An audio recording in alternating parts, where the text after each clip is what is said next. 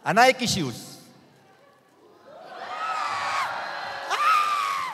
A Nike Dunk shoes. Hindi ko to binili sa Green Hills, ha? Why I am giving this one to you? Miguel, just do it.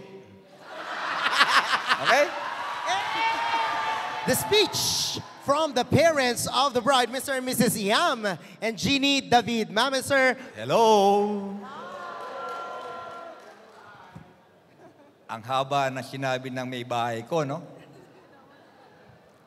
Pero mas mahaba po sasabihin ko sa gabing ito.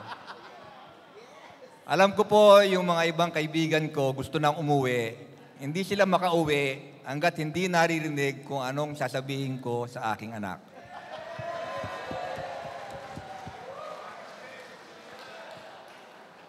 Unang-una, maraming salamat po sa inyong pagdalo sa gabing ito. Mahaba naman po ang ating oras mula kaninang umaga hanggang ngayon nandito po kayo. Hayaan niyo akong umpisahan kung paano ko nakilala itong aking manugang.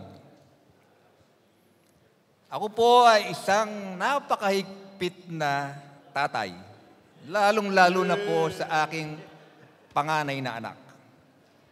Lahat ng bawal ay bawal. Pero wala po akong magawa dahil talagang na-in-love ang aking anak.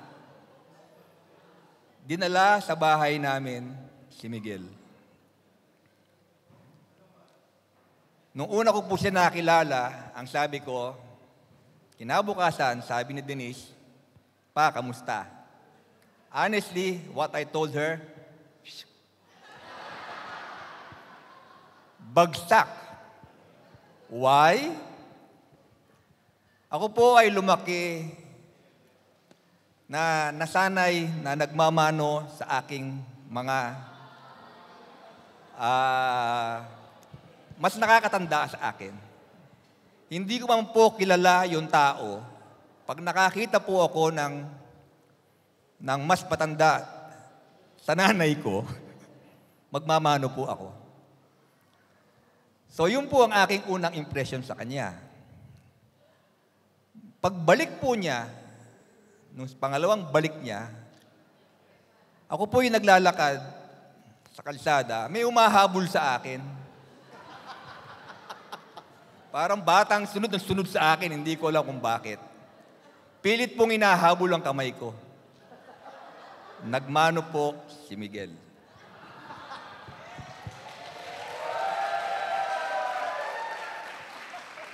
So, magmula po noon, pinakita niya kung gaano niya kamahal ang aking anak.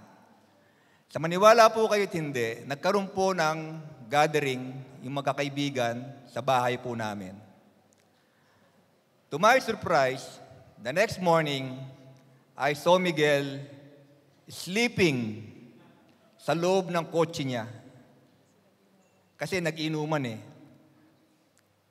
Nung makita ko po yun, ako pa po ang naawa doon sa aking manugang ngayon. May bahay naman po sa loob, pwede naman matulog kahit saan ng parte, pero doon ko nakita, dahil sa kanyang respeto, sa kanyang mga future in-laws, ginawa po niya ang tingin niyang nararapat. So Miguel, you gain our trust ever since na naging parte ka ng buhay ng anak ko. Sa akin namang anak na panganay, ito po ang kung mapapansin po ninyo kanina doon sa simbahan, nangingilid po ang luha ko, talagang gusto ko pong umiyak. Napakahirap po pala na una sa mga anak mo ay lumalakad sa dambana. Pag sumunod yung dalawang anak ko, siguro wala na akong mararamdaman.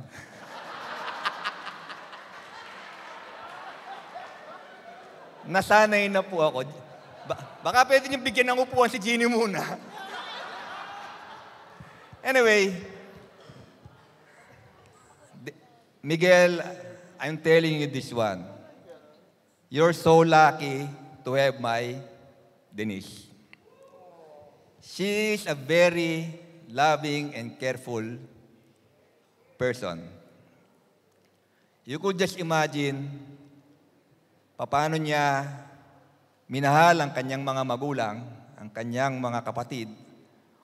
What more, ikaw na welcome buhay namin. Kaya lang, dahil sa'yo na si Denise, no return, no exchange. Sabi ko nga sa inyo, sa tagal man ng pagsasama ninyo, makikilala nyo lang ang bawat isa magmula ngayong gabing ito at sa mga taon na darating. You have only shown what is best in you habang kayo'y nagliligawan. Pero what the true personality of makikita nyo as you go along. Ihanda mo na ang mahaba mong pasensya, yung mga tingin na matapang, pero alam ko, isa lang ang hinihiling ko, huwag ka magpapa-under kay Denise. Yeah. We were blessed with 3 daughters. And I'm giving away one of my lovely daughter. Thank you to the Alonso family for welcoming my daughter. And I have something. We were not blessed with a baby boy. We have 3 girls and you have 3 boys. Ang usapan natin, Mare, pag babae ang apo, kayo na ang mag-alaga. Pero pag lalaki, hindi mo sila makukuha sa akin. Last Sunday, I went out of my way to go mauling. That's my favorite habit. Nagtataka sila bakit ako umalis. But I have something that I would like to give to Miguel and Denise tonight.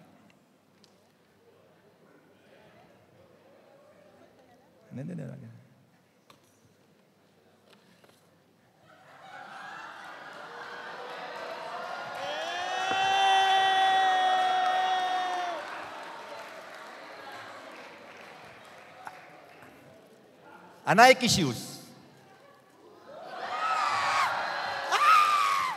A Nike Dunk shoes. Hindi ko to binili sa Green Hills, ha? I bought this one sa Nike store mismo. Why I am giving this one to you? Miguel, just do it. Okay?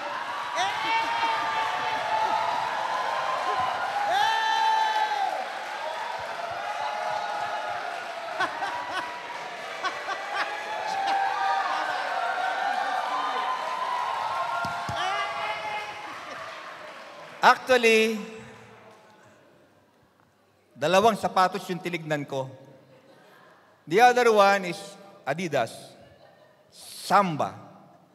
Pero malapit sa Chamba. Kaya hindi ko siya binili. But this one will really mark sa puso nyo. Just do it.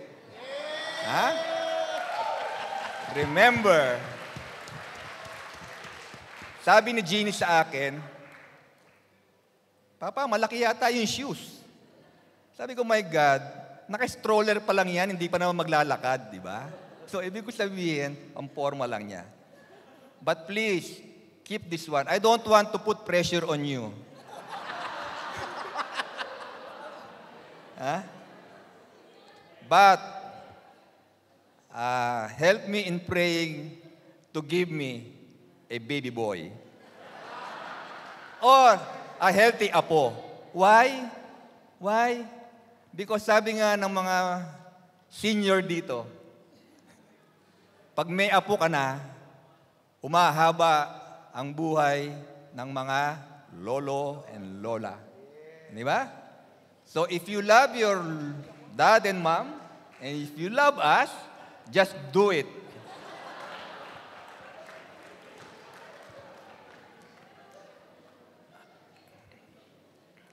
Again, I still have 2 daughters available.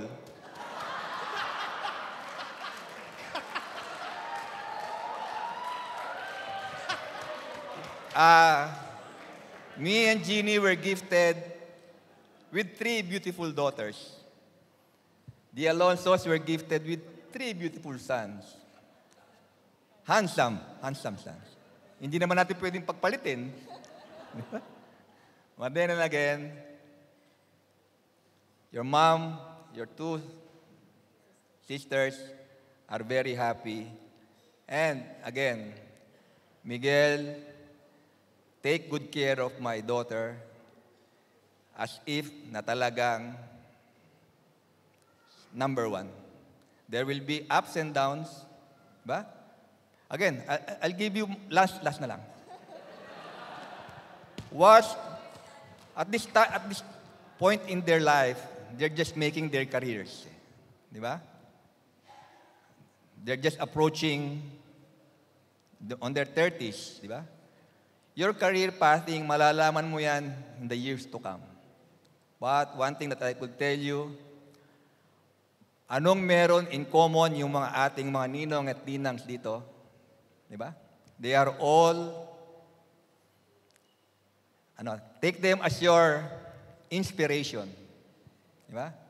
Nandyan sila, hindi ko kayo pinilit na kuhanin yung mga ninong at ninang na yan. Di ba? Nakita ninyo dahil kaibigan siguro ng daddy ninyo, nakita ng kaibigan namin. You saw something in them. Again, you have them. If you ask anything, di ba? Patawak-hawak ko pa ito hanggang ngayon. So, welcome to the family of the David. At kung pwede nga lang, baka pwede, David na lang apelyido ninyo para naman wag maubos yung mga David, di ba? Tonight, just do it. Just do it. Thank you very much and magandang gabi po.